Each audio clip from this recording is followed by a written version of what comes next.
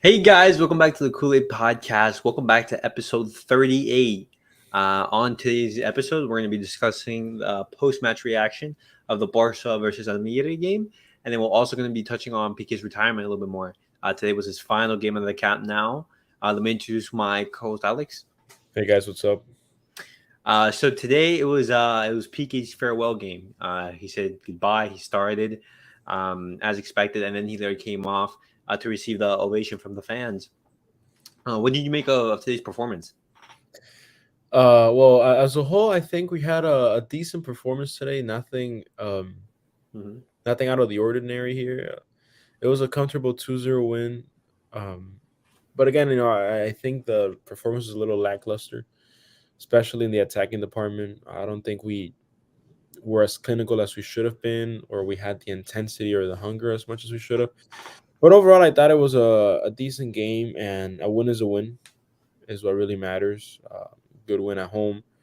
So I think it was a good way to give a farewell to Pique. And yeah, there's nothing much more to it. I thought it was a decent little match. No, yeah, as you mentioned, I agree with a lot of things you said. I think that today's performance, we weren't clinical in front of the goal. We had a lot of chances. Our attack, they were put in very good positions, but they weren't able to finish. I thought we were very dominant. I thought Ter Stegen had very little to do, but there were a couple situations where like he came up with a key save. There's one situation where Frankie De Jong passes the ball to Gerard Piqué and it gets intercepted. Since he was playing at that CDM. And Almeria is like 1v1 versus Ter Stegen. Ter Stegen puts a monster save, which saves us from going 1-0 down. We also had a penalty in our favor in at the first couple of minutes. Um, Lewandowski offered Pique the penalty, but he rejected it. He wanted Lewandowski to take it. It was I would have liked to see Pique just to get a final goal in his final game of the Camp Nou, but oh well. Unfortunately, Lewandowski missed that penalty, which gave the team like a much harder run in the game. But as you said, I think the team wasn't very clinical in front of goal. I think Usman Dembele tonight had one of those performances where he was atrocious one half, and then sometimes he was overall very bad in the game, but he chose certain moments to be very good, as seen in his goal. The Dembele is like Russian roulette. Yeah, and unfortunately, and one thing that we mentioned that was seen in this game is what we said in the pre-match. This is one of those teams that is not going to have ball possession, so they're going to sit back and defend. And it was frustrating too, like having to. Yes, we had chances, but also I thought that Almeria defense was good. Yeah, well, yeah, they did. They Their defended. defense was pretty good in holding us off, and of course, the mistakes were mainly ours, but that's also worth mentioning that the team played as expected. But other than that, like we said, it wasn't a great game in our favor. I would have also liked seeing PK score his last goal for Yeah, Barcelona, that would have been nice.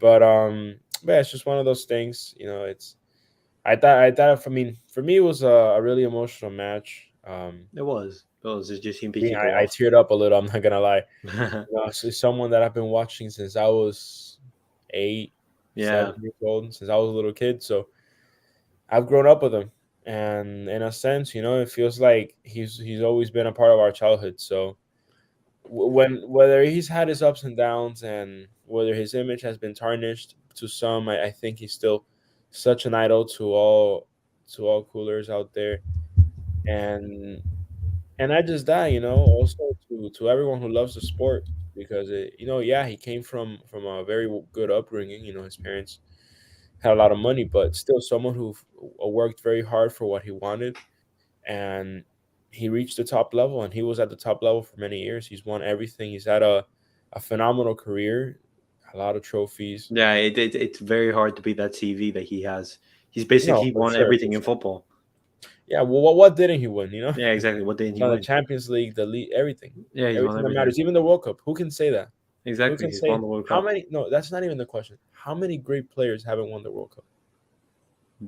a lot. Exactly.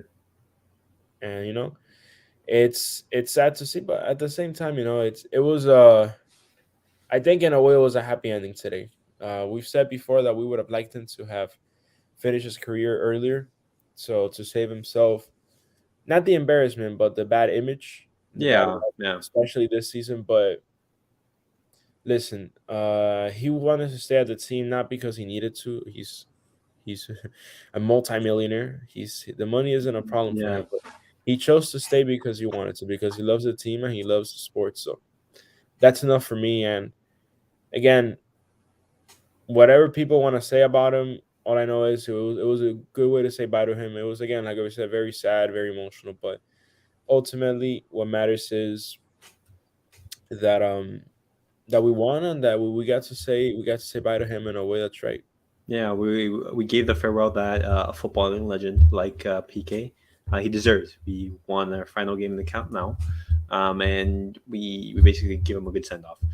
Um, but moving on, Barcelona started with Ter Stegen in goal, Jordi Alba, Marcos Alonso, Pique, Balde in defense, a midfield of Busquets, Frankie, and Pedri, and up top, Ferran Torres, Lewandowski, and Ousmane Dembele. Now, what conclusions can we take from that lineup and from the game in general? I think that Xavi doesn't like Frankie De Jong in that Busquets role. You saw like the thing is when you play as a CDM, you're not allowed to make mistakes because if you make mistakes, you see the counter that Almeria like what's it called? Basically like we let them have that counter. If that goes in, we're 1-0 down. So basically, when you play as a CDM, you have to basically be perfect. And I think that Xavi views Frankie De Jong as like maybe too dynamic to play in that role. And that's why he's not starting. But then also he needs the run of games to be able to perform. But I don't think he's ever going to be given that chance. And this is why we're looking For Jorginho right now. exactly for other replacements of Busquets. I'm Um, not gonna lie to you, before you move on from that. I saw that we were interested in two Chelsea players, Jorginho and Conte. Conte, unfortunately, he's been injured, and we haven't seen him that much this season. But they see, got but I don't think Conte will ever be a Busquets. I don't think no player can replace Busquets because I think no, but Busquets. I obviously think if what you want is a more composed midfield with more ball possession, I think Jorginho is your player, just because he's not someone that's gonna be, again, the two different worlds, right? You're not gonna compare Conte and Jorginho, even though they play similar positions. They play them extremely different. Yeah. Conte is your ball recovery, um, pass interception, For attack example, poison for example, midfielder. like building on what you said. Remember the game against Bayern where after they scored the goal, the game basically broke. It was basically like up and down, up and down. In that situation where we're not like holding the ball and being compact and like just basically having the game at our pace, Conte is perfect suited for that role. Where like there's a lot of space to cover, and he can basically run and basically be like a bulldog in the midfield. Having Pedri and Gavi just like basically supporting you. That is where he thrives. In a possession based system, I don't think Conte is suited for that. I think he's suited for in the later half of games. Well, but I disagree with you, because at least when not when he was at his prime, because I think he's a player that's still in his prime. But when we saw his best season, or one of his best seasons, in their Champions League winning season, um, you can see the way Tuchel like playing, Tuchel like having ball possession. So we've seen that Conte can play in ball possession teams. Now Well, again, yeah, but like you're comparing Chelsea's ball possession to right, Barcelona's right. No, ball of course. possession. That's what I was gonna get to right now. Is, yes, it's different styles of ball possession, and of course, Jorginho was there to soak up some of that space that is not covered by Conte at the moment, because he's Hmm. pressing other parts And of the the. difference is that Barcelona, in most games, they're going to be very high up the pitch. They're going to be very high up the pitch. So Conte's going to have a much more creative role rather than But, like a but defensive that's the role. thing. The reason I slightly prefer Conte is because, again, we see him how he performs in creative spaces, and he's great at that too. He's not your long ball playing midfielder, or someone who's gonna be giving you crosses left and right, which he can Okay. give crosses, but he's so good at doing 1-2 passes and driving into the tight spaces because he is a short guy and he's so small. He can move the ball quickly around people. And I think of the second goal that Chelsea scored against Madrid in the UCL semifinals 2 UCLs ago.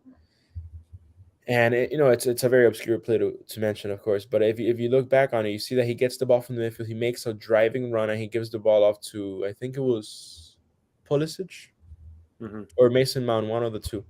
So again, he's so good at counterattacking, and he's good, like I said, in those tight spaces. I've seen him play against Tottenham and other top Premier League teams, and he's so dangerous in those positions where he Yeah. just gets the ball, does a 1-2 pass with the forward, and it goes See, around. see. But that type of player reminds me of Frankie De Jong. Like Frankie De Jong is that type of player who's Mm. dynamic, who's very good on the ball, who's very direct. That type of player isn't Busquets. Busquets is more of like a controlling, um, basically More like like Jorginho, like an exactly more like Eugene, like an an orchestrator. orchestrator. Yeah, like an orchestrator of the midfield. Like these are very different type of players. And so it basically sees like what type of player do you want in that midfield section. But I thought the midfield today. I think we played very well. I think Balde had a fantastic game. We've come to expect that from him at Yeah, this point. our best left back and our best right back. He's been unbelievable. Pique also had a very good performance. Ter Stegen, match winning save, especially the 1v1 on the counter.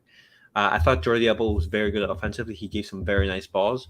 And I thought Ferran Torres was our man of the match.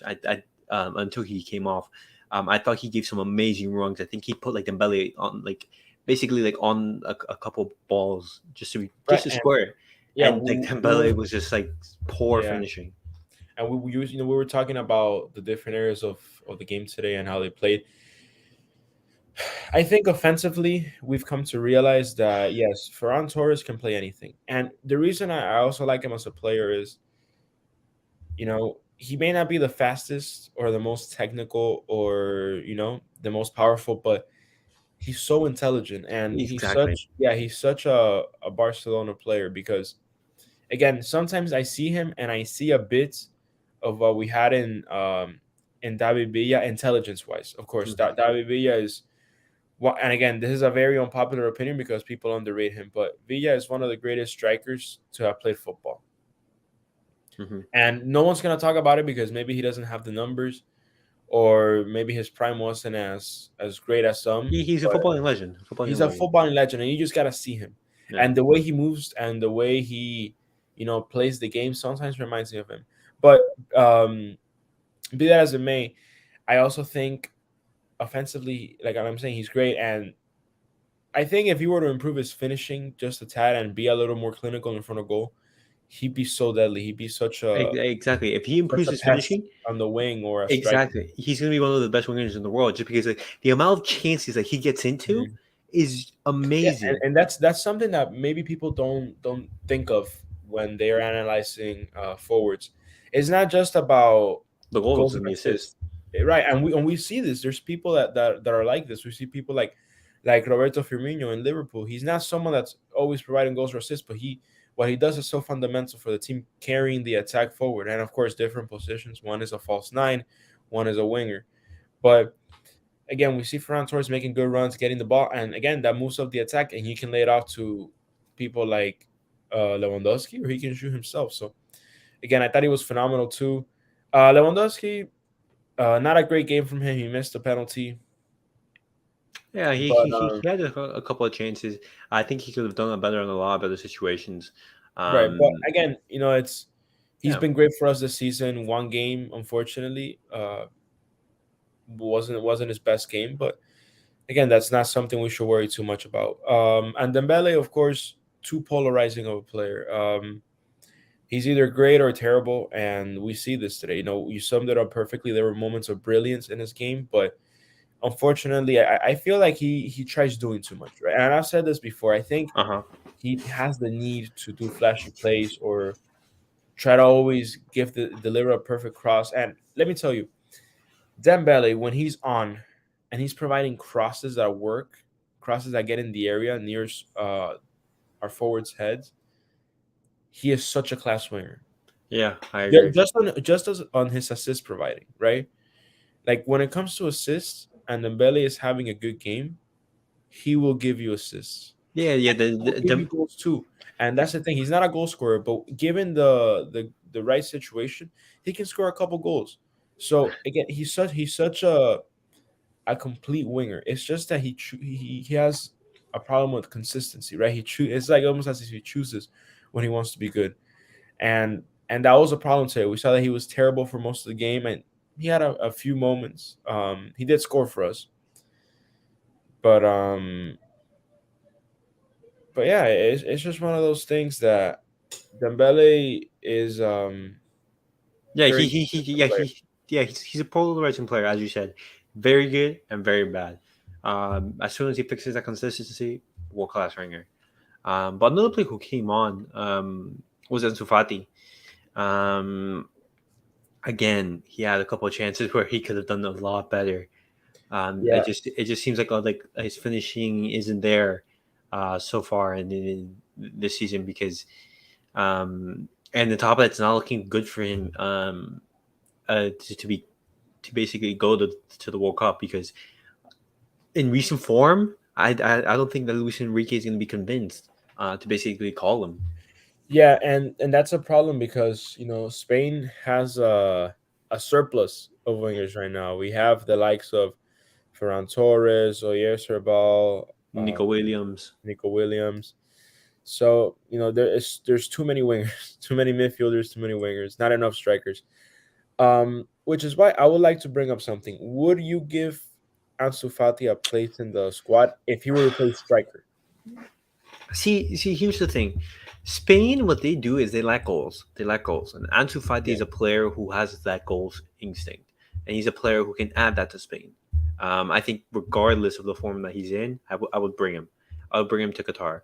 and that Um, that, that was but gonna be my point. I think he should go regardless because it's another great quality player you can add to the squad, and it never hurts to have one more. Maybe he breaks out in the World Cup. Maybe he has good matches. He can be useful.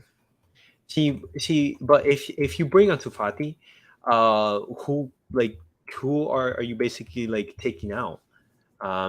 Because right now I'm pulling up the list for the players, and this is how it's going to be looking. Let me just share it real quick. So this is basically going to be the expected. This is, I think, the what the provisional squad, the provisional squad right Mhm. here.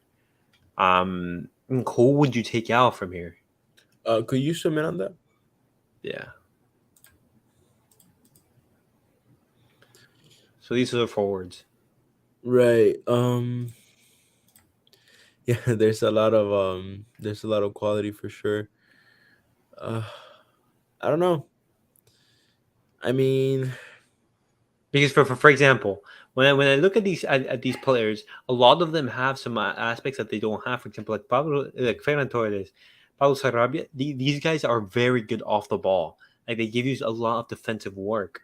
Something that Ansu Fati doesn't. Like Ansu Fati, yes, he will track back to defend, but he's not gonna be like completely just like helping you every single time. Um, and I think that's something that Luis Enrique values. Um, so it looks bad for Ansu Fati to be able to go to the World Cup, and I think that's why he's been wanting to play so much. But looking at this game, we got the 3 points, and that's what matters. The team overall, it was a dominant performance. Very, we weren't that clinical in front of goal. We said goodbye to a legend, a footballing legend, and we basically move on and play our final game before we head off into the international break. It's going to be we have one final game. I believe it's against Osasuna away from home. It's going to be on Tuesday. And that's going to be our final game of the year.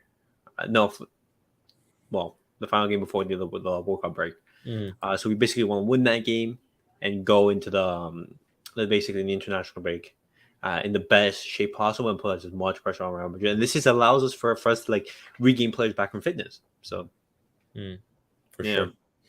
Yeah, uh, I mean, overall, I thought it was a decent match today, and it's really saddening to see PK leave, but that's life, and hopefully we see him being a part of the club in the not so far future.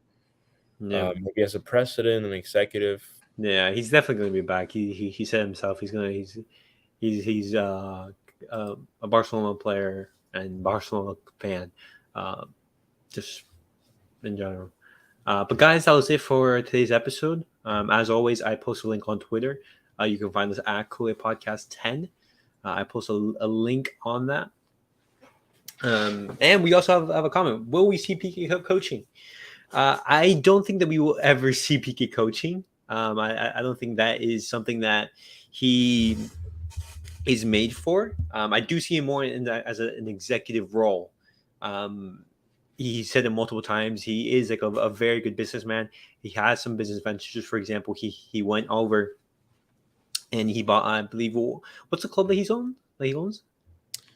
Ooh, yeah, no, I know he's an owner of a club. I'm not Yeah, sure he's which owner one of a yet. club, and on top of that, I believe he has ventures all over the place.